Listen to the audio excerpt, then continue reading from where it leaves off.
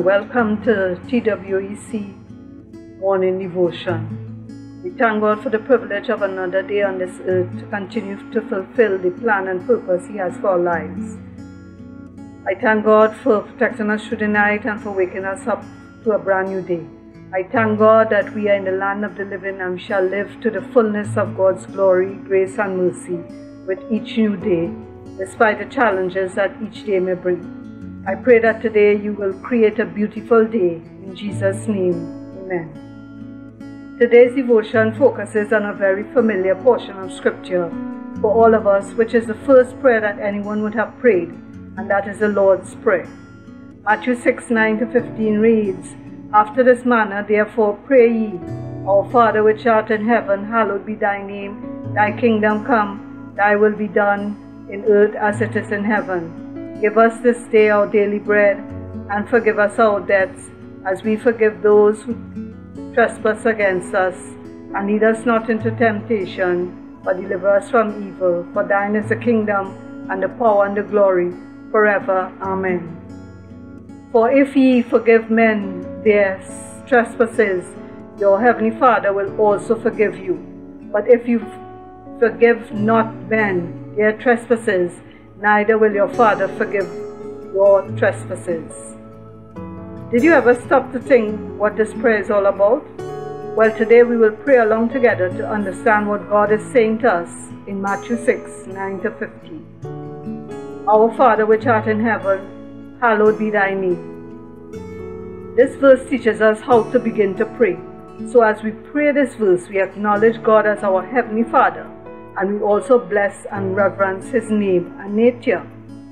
Verse 10 reads, "Thy kingdom come, thy will be done on earth as it is in heaven." We are praying that God's will in heaven be also done on earth. Verse 11 says, "Give us this day our daily bread." We are asking God to provide for us on a daily basis, and we are also acknowledging Jesus as the bread of life, and we want more of Him each day. As we continue to pray, in verse 12, "And forgive us our debts, as we forgive our debtors," we are saying to God, forgive us our debts, equal to how we will forgive those who owe us spiritually, emotionally, physically, socially, or financially. Do we do that? Or do we want our debts to be forgiven, but we are not willing to forgive the debts of others? As we pray verse 13, "And lead us not into temptation, but deliver us from evil. For thine is the kingdom and the power and the glory forever. Amen." We are asking God to help us not to be tempted and to deliver us from the evil of temptation, because we know that the kingdom of God has the power, authority, and might over all evil. This is where this prayer becomes interesting, as in verses 14 and 15, there is a condition attached to them. Verse 14 says, "For if ye forgive men their trespasses, your heavenly Father will also forgive you."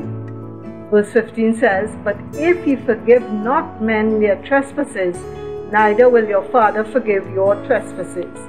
In other words, in verses 14 and 15 tells us that God will forgive us of our sins on the condition that we forgive others. So my brothers and sisters, I encourage you to reflect on the Lord's Prayer and allow the Holy Spirit to minister to your hearts, that when you pray Matthew 6:9-15, that it will not be just words that you have rehearsed over the years, but that you will ponder on each verse to determine what you are asking God for, and more importantly, what God is asking of you.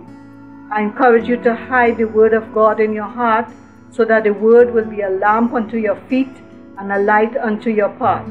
I encourage you to be obedient to the Word of God, and that you will draw closer to God and allow Him to guard your mind from temptation and your heart from unforgiveness.